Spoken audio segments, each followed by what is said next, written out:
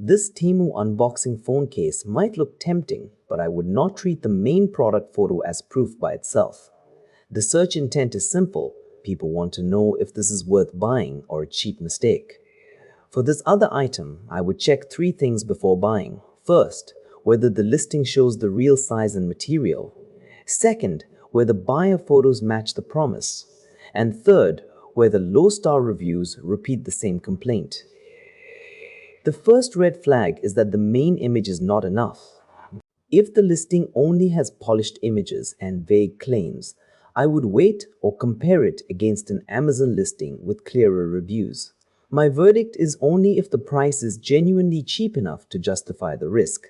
Based on the listing and review signals, not a hands-on test, I would only buy it if the product page clears those checks.